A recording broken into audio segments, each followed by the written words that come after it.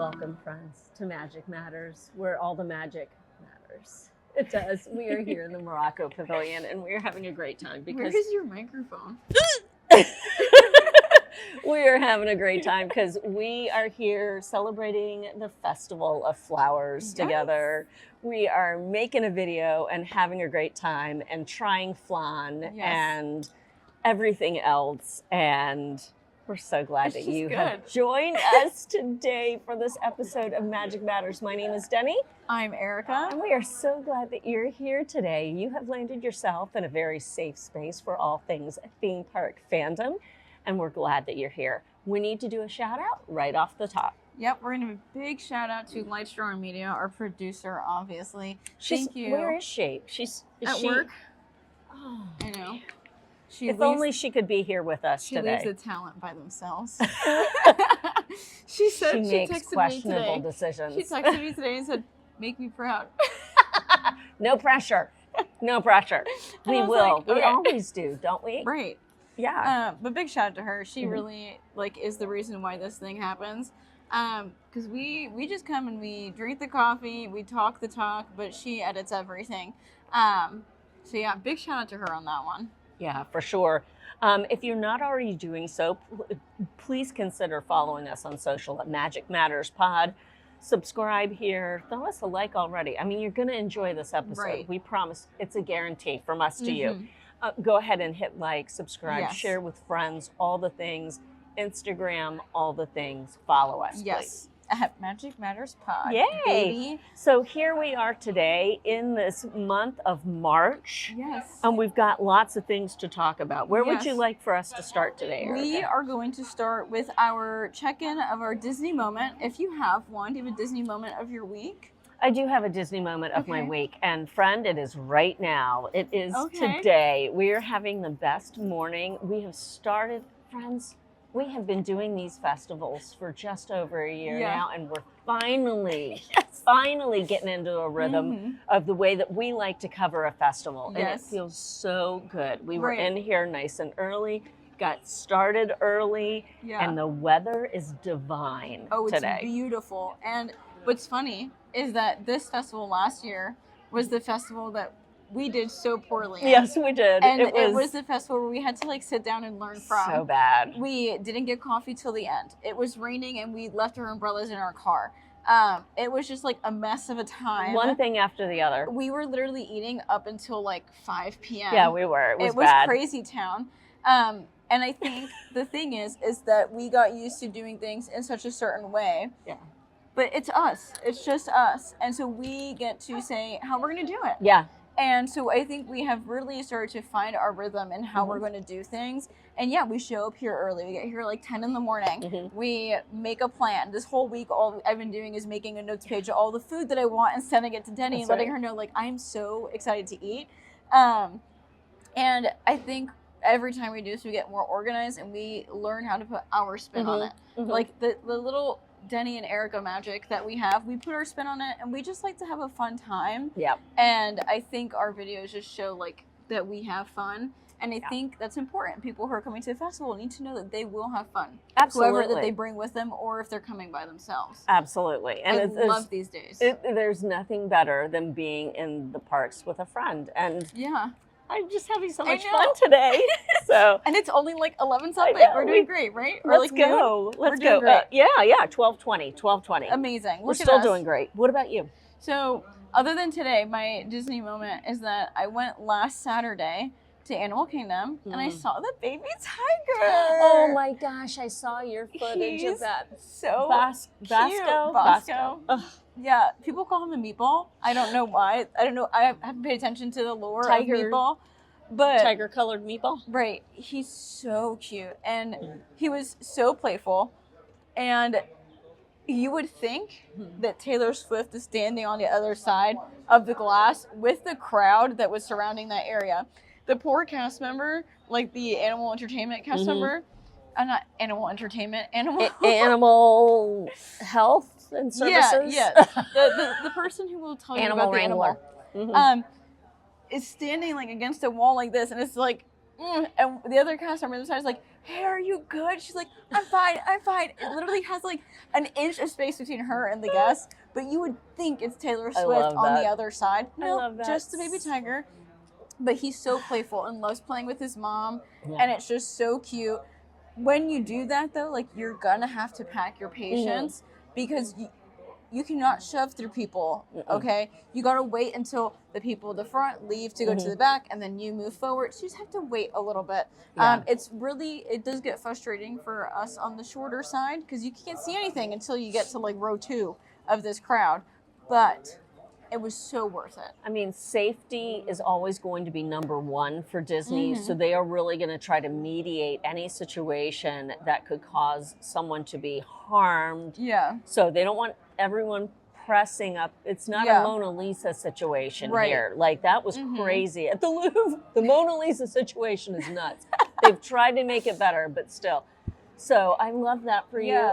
How fun is it that baby tiger is getting this much attention? And what's beautiful about it too is that this is an animal that is endangered, right? And to see Disney take part in the process of trying to help those numbers rise to keep this animal alive for years and years to come and not go extinct, is a beautiful thing. It's not every day that we get a baby tiger here at Animal Kingdom. So sweet.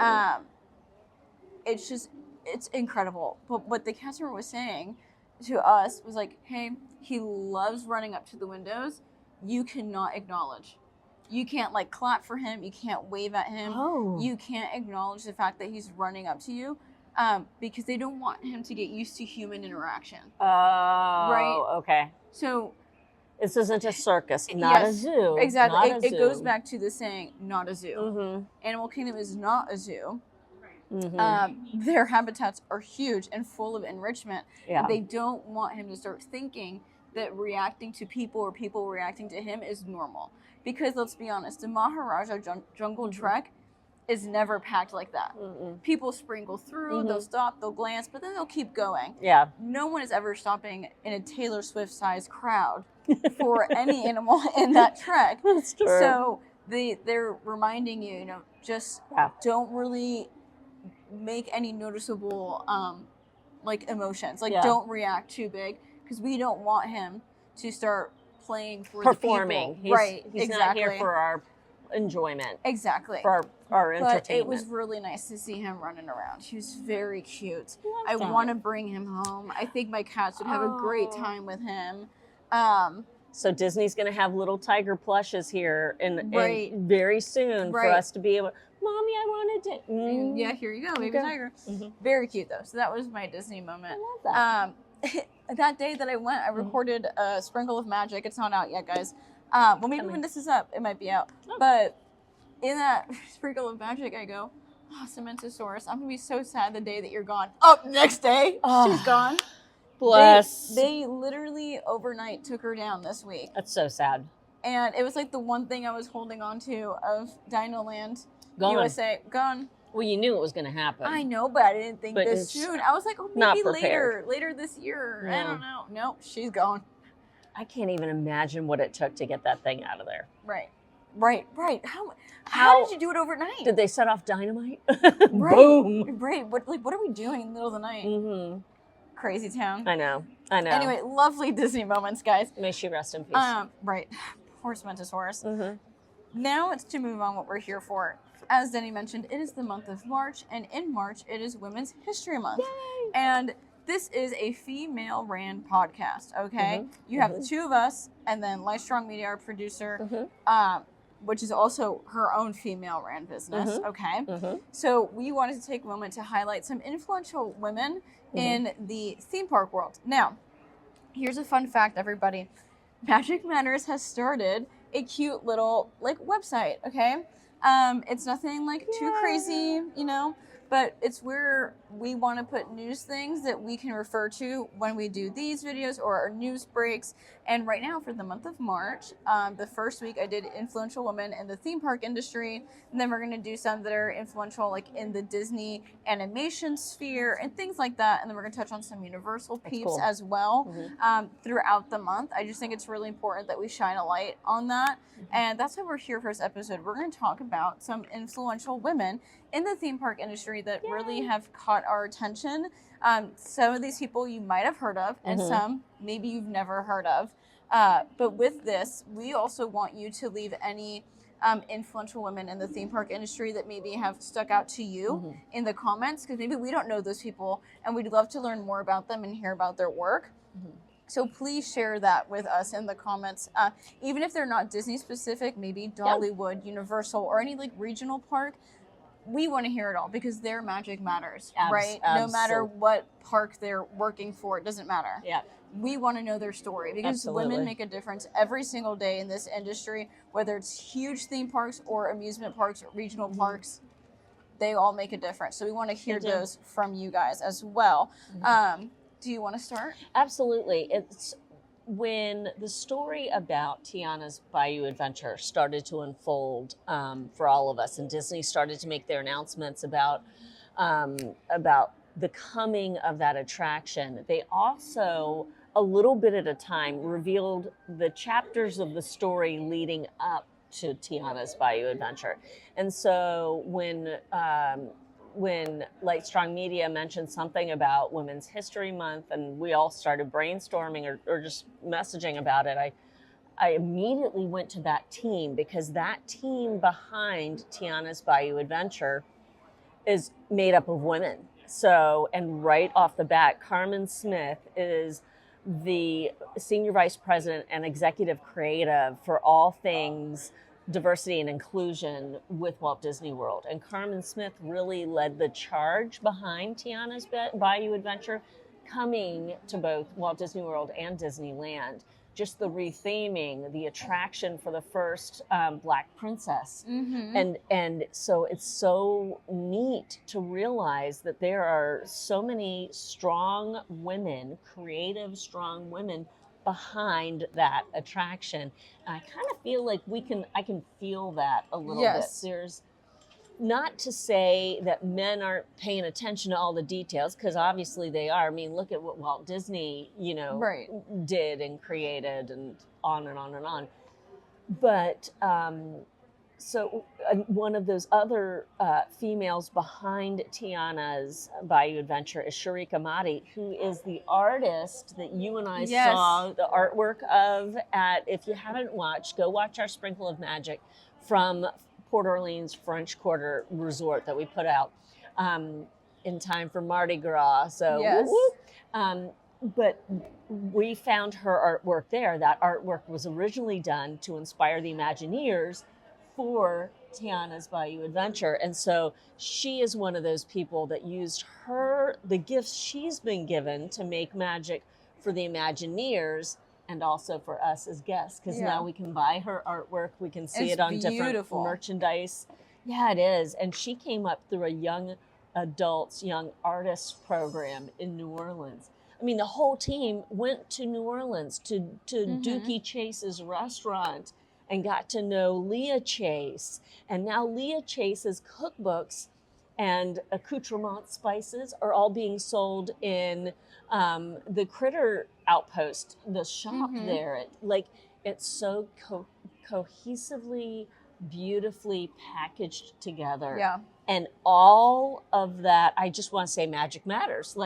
All of those little threads all tied, as I slobber, all those little threads came together to just make a beautiful tapestry. And at the core, it was a group of women sitting around knitting that tapestry all together, creating it to begin with. So, and they did such a wonderful job. Yeah, it is. That thing is just filled with joy. If you've not been on Tiana's Bayou Adventure, please know I think you're gonna love it, because it's just joy all over. And now, no virtual queue, so you can hop on there. No problem. As it should be. No virtual queue. You get to go ahead and wait in line for that attraction. Exactly. And it's beautifully done. And to know that there was such a strong team behind that attraction, for me, makes it more, I don't know, like personal. Like there's something about it that feels like, absolutely. I don't know, it's just beautiful to know that there was a group of very strong women behind that attraction. And I feel like that's what it needed. Right? Oh, yes. Oh, yeah. It needed attention. Listen, this project needed to be done with such a level of authenticity. Yes. And I really think they hit it out of the park. An amazing job. So what about you? So one of the wonderful women I have written down is actually the vice president of Epcot. Hello. Her name is Kartika Rodriguez. Yes. She was the first Black woman to step into the role of vice president at a Walt Disney World park. She's here at Epcot. She has worked for the company for over 20 years, okay? She worked her way up. I know she was part of like the guest arrival operations team as like a manager. Okay. And she really worked the ladder to get here. And it's incredible. On our website for Magic Matters, which will be linked down here, I wrote about her story. Okay. Because it's inspiring to see someone work so hard to get where they're at, and to be the first person to get here in the Walt Disney World Company is incredible. Yeah. Like, incredible. In case you don't know, each of the 4 parks has its own vice president in charge of it. And roundly, I've not heard of anyone who says anything other than having great respect for Kartika. Yes. So. No, and it's amazing. And to see someone of a person of color for the first time be the vice president, and to do it at Epcot, a place about culture and diversity, is beautiful. Oh, absolutely. Like, I absolutely love that. I love and that. Side note, she's absolutely gorgeous. Oh, yes. Also. Yes. But when you look at her picture, because they did a thing about her on Disney Parks Vlog back in 2021, I think, you can see the kindness in her eyes, right? You can see like she cares so much. And that really goes back to the hard work it took 20 years working for this company to get where she is. And it's just incredible. It's amazing. Incredible. And in my mind, I can't fathom, like, why did it take so long to finally have a Black woman be the vice president of a theme park here in Walt Disney World? But I'm just grateful that it happened, because for me, when I look at, when I'm applying to jobs or I'm looking at different companies, I like to look at the page of like who works for us, like what's our management and this and that. And I like to see people that represent things that I care about or represent myself. So when I see somewhere that has, you know, a lot of women working there or Hispanic women, people of color, like that really matters to me. Amen. And so now to have her picture added, right, to a page of different vice presidents at Walt Disney World, and to see someone that maybe someone who wants to work for Disney as a person of color is looking at that, and they can see themselves represented in this, can make such a difference in that person's career. Because I know when I was studying hospitality, I had a conversation with mom being like, I'm really scared to get into like a male-driven workplace because I don't see myself in a lot of spaces, and I was worried about that. And that's why I think it's so important that like these things are visible to us, you know, that we see these things and it's like, okay, no, I can break into this space. Like, it is possible. And it's possible with hard work too. Like, she worked so hard. Yeah. And inherently women sometimes have to work harder to get to these places, but it's incredible to see that she made it happen. She did. She made it happen. Absolutely so did. I love her. I love her so much. So who's another one you've got? My other one is someone that maybe not a lot of people know about, but I loved this story, y'all. So. Yeah, I was telling her when we were walking in together. Obviously, I have a background in entertainment at the theme parks. Entertainment is really important to me. And with entertainment comes costuming. And I was doing research on different women in the industry, and I found someone named Karen Weller. She is a costume designer, and she worked for Disneyland and has also worked for the Universal Parks. And the history of her becoming a costume designer is wild. One of the things I didn't tell you was that she used to just design like clothes for dolls. Mm. That's how it started for her. That's so cool. Back in, I think it was when I was reading it back in the 90s, she was working at Disneyland. She worked at Disneyland for 7 years as a costume production manager. And so she oversaw the making of a lot of costumes for like new parades, shows, and characters, which is really exciting. And in the article that was done about her, they were saying how cool it was that she got to dress different performers in the costumes that she designed. And it's really cool because I feel like a lot of us don't pay attention when we're coming to the parks how important costuming is. Every show that you watch, every character that you meet, every parade that you see, there's a costume designer that's putting their entire like blood, sweat, and tears into what these people are wearing for you to see every day. And I just love it. So she was at Disneyland for 7 years. Then she jumped over to Universal Japan, okay, and became a wardrobe design manager over there. And she got to help open that park, which was a lot of fun. And she was there for a while. And now I think she's actually in Abu Dhabi. What is that place called? Abu Dhabi? Yeah. Okay. She's over there currently. But after working for the theme parks, she started to think about how the industry was changing, right? A lot of theme parks were outsourcing their costumes. They weren't making a lot of them in-house. It's just easier to order them, bring them in, have a place make them, and then they show up, right? So she became a co-owner for a costume company called the Costume Connection Inc. And now with that costume company that she has, she works hand in hand with Disney, Universal, and Dollywood, Sony Entertainment. And I think that's incredible because to go from working in-house, right, making these costumes, being the head costume designer, to then co-owning a company that is recognized by IAPA. That's amazing. Okay, that has partnerships with the parks that she worked at, right, and with Dollywood and Sony Entertainment is amazing. And I think our entertainment people, like costume designers, are kind of like the unsung heroes. You don't hear about them a lot, but you see everything they do every time you enter a theme park, but you never really get to know their name because you're not watching a show and they're like, and costumes made by so and so. That's not announced. You just know that Princess Tiana is wearing this beautiful dress, and you're like, wow, I wish I could have that dress, but you don't know where it comes from. So I thought like looking up this side of entertainment was really important because there are a lot of women that don't get recognized in the industry, and I've witnessed it firsthand. Going through the costuming departments, working in the theme parks, seeing them work so hard. Especially like when I worked at SeaWorld, the team was very small. It was a team of 3 women in our costuming area when that area first opened. And they were working so hard. And that's why looking up Karen and looking at her story was really important to me. And I wanted to highlight her because costume design is so important, especially in the theme parks. Because, you know, even on Broadway, we go to see Broadway shows and you see all these beautiful costumes, and sometimes you have to dig a little deeper to find who made those costumes, which is why I loved that Broadway experience that they had at Communicore Hall, because they shouted out the costuming teams and said who was working on these costumes. Like our personal bead girl, she was amazing. I just think it's important to shout out those women. They really, you know, they deserve it. They're not they're not at the forefront. They don't get the limelight very often. No. And like I said, costuming is so important for theme parks. So I really wanted to shout her out. So the moral of the story is whatever craftiness you have come into this world with or have acquired along the way can make magic for other people. Yeah.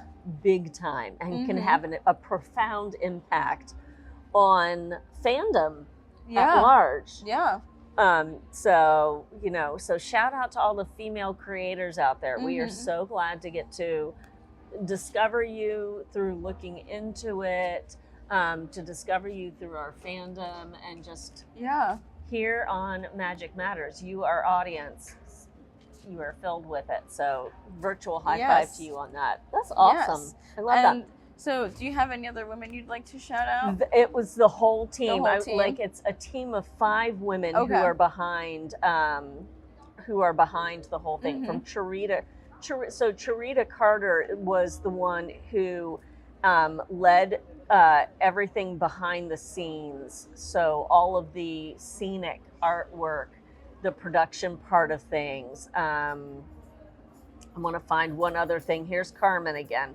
Forgive me. Hold, please. She's doing her research. Yes, I am. No, but there was 5 women, and I'm reading about them, and I'm trying to remember a little bit about every single one of them. So she was the one who did, with the Scenic Illusion team, all of the background work for Tiana's. She and the team have registered patents, like many patents. For their work. That's how groundbreaking everything that they did was. Brittany L. Smith did a lot of the, she's a senior production designer, has a master's degree in fine art and a passion for bringing Disney characters to life. She's a figure finishing expert. So when you go on that attraction and you see that very first Tiana animatronic, as you're headed up the hill, she's there on the side saying, Lewis, we've got more help here, because they needed help. They need help finding all the musicians on the attraction. Literally, I just sat there watching her until I couldn't watch her anymore. That animatronic is so amazing, and Brittany L. Smith is one of the amazing people behind it.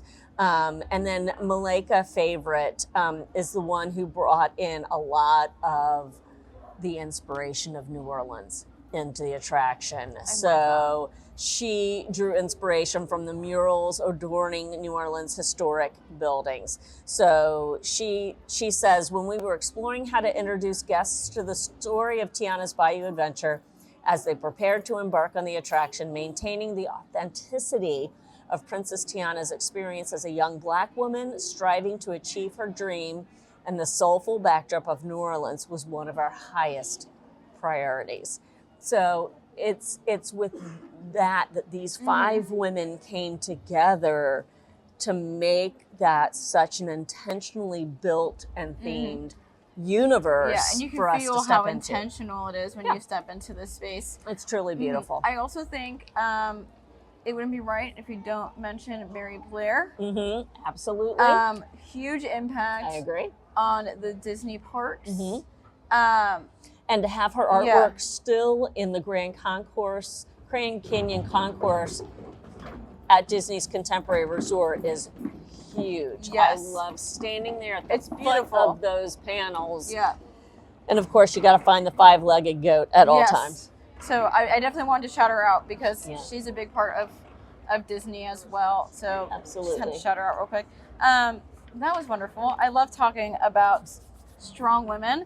Our first Women's History Month here on Magic Matters. And then I think a listener asked us a question, and we tried to answer one question in an episode. Okay. And this question isn't really about Disney, but I think it was important to answer this question when talking about Women's History Month. I need more coffee. So we have a question from Simply Lee. Simply Lee. Right? Simply. Yeah. Simple Lee. Yeah. Like simply. Yes. Simply. Yes. And her question to us is, what do the two of you do individually to protect your peace in these crazy times?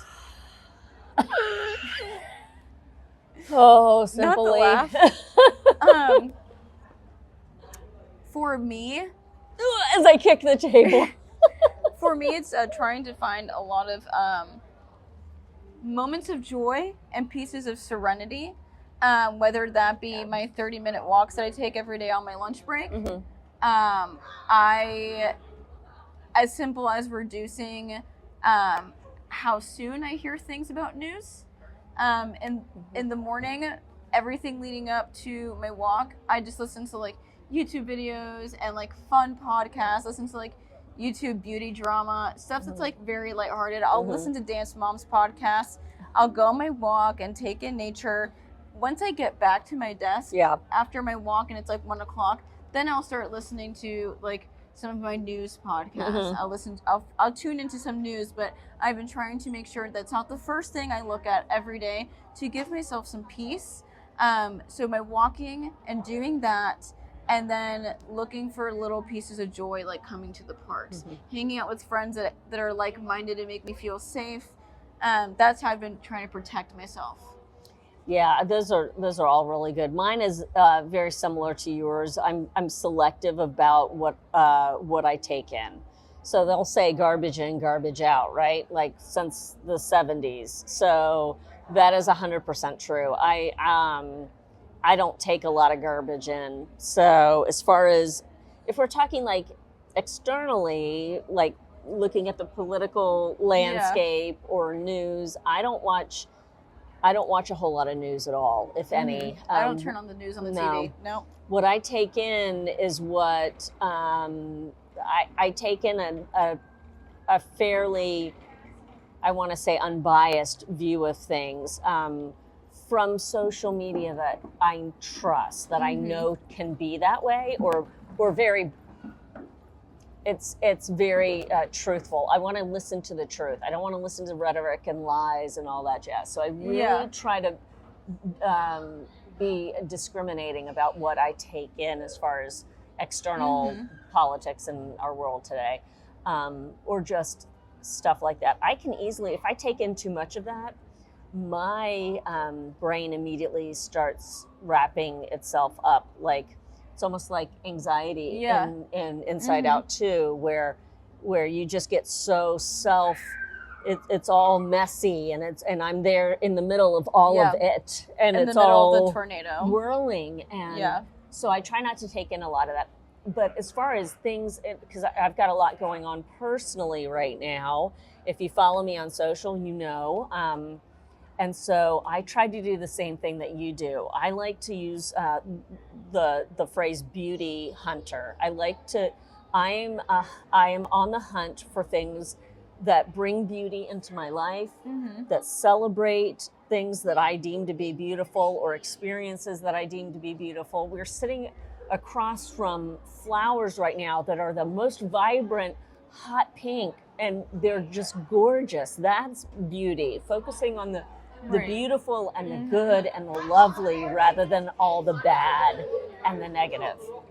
I'm right there with you, 100%. And coffee helps. Yes. Coffee right now is like a must-have, I feel. And like, I just really try to find spaces where I feel grounded.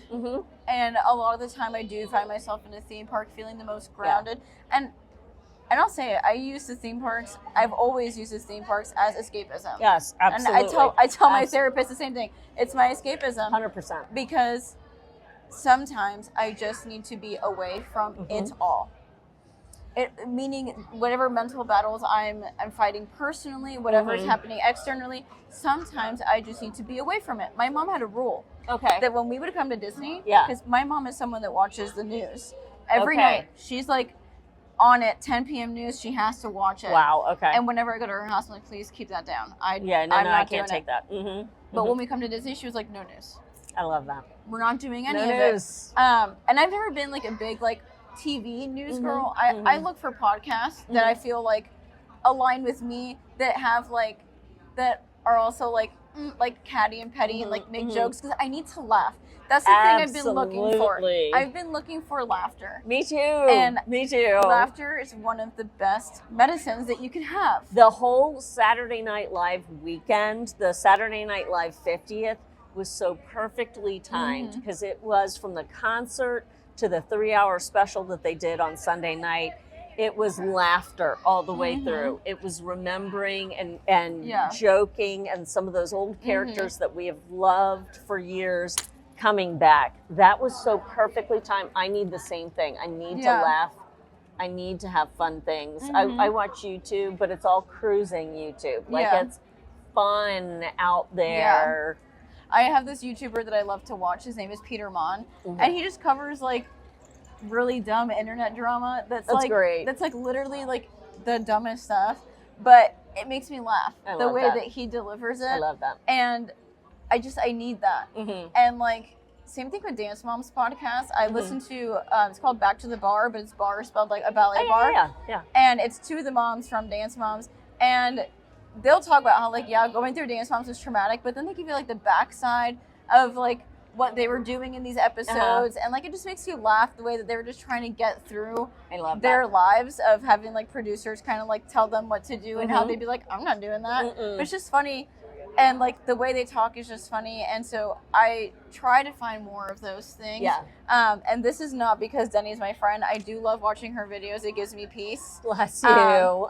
When there are days where I just need to feel like some sort of peace and I can't be with her, I watch a video. I throw on a video, and it like helps bring me some sort of peace, makes me feel grounded. And I think that like that's the word for me right now, is like trying to find ways to feel grounded. Laughter and grounded. That brings up another point. Just we were created for community. Yeah. We just were. Our little humanness is, we're wired for community. And when we don't have that, I'll just speak on myself. I can grow very insular, and the next step for me is afraid. Yes. I can get insular and afraid, and then I find myself living a life that is very separate from what I really like living and who I really am.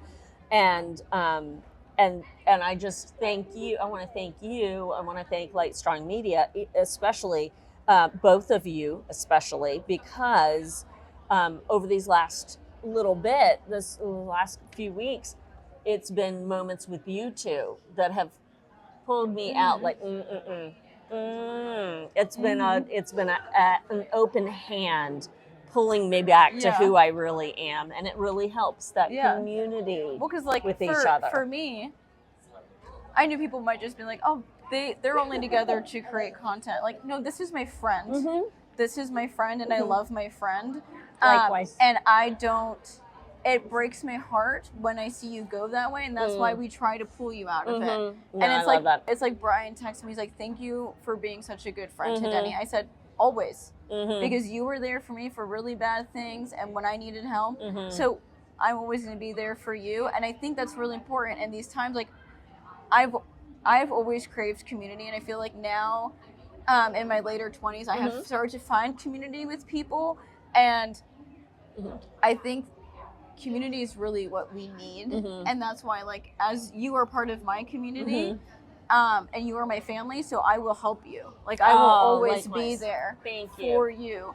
And like, even though like Andy and I have never met in person, that's my family. I don't care. I love that. Andy's and Andy adores you. Andy's coming in May, and I already said I will take off the entire week if I had to make sure that I see you. I'm so excited But, like, Andy's coming. You guys are my family. Yeah. And so, like, I will do anything I can to make sure that you guys are good, just as I know you would do that for me. Absolutely. So that's important. Like, we are all born with a family, but you can also create your own family to expand the family that you do have. And to me, having extended family that's huge. I've chosen changes everything for me. Chef's kiss. Chef's so long kiss. answer to your question. Yes. But thank you, Simple Lee. We appreciate that greatly. Yeah. It's important question. It is. I love that. It is. Thank you so much for tuning in. We do have a question for you that we want you to answer down in the comments. Do you want them to answer the same thing? What would you like them to do? Yeah, so of course we want to know what are the influential women in the theme park industry that have stuck out to you that maybe we don't know and you want to share with us. We'd love to hear that. And then also maybe share how you get through crazy times. Like how are you doing? What's helping you? And what's helping you? So maybe that can help someone else, right? So those are the two questions that I really have for you guys. I love that. Thank you so much for tuning in. We cannot thank you enough for your presence. It's so much fun to hang out with y'all every Wednesday at 1 p.m. or whenever you are watching this. Hey, if you are watching Wednesday at 1 p.m., hi, we're glad to have you. We've got a live chat running, and we'd love for you to jump in there. Definitely leave a comment.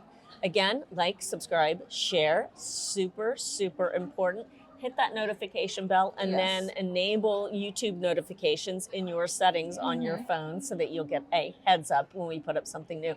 If you want to follow along on my adventures in between the magical mattering, please follow along at Deni_Sunderly. You can find me on Blue Sky and Instagram and Facebook and YouTube and I'd love to hang out with you. Where can I hang out with you? You can find me at Healthy Dose of Erica. That's on the YouTubes, the Instagrams. I don't use the TikTok a lot. It's mainly just for me to scroll, but I do put videos there every once in a while. But on any social media app, it's going to be healthy dose of Erica. I love that.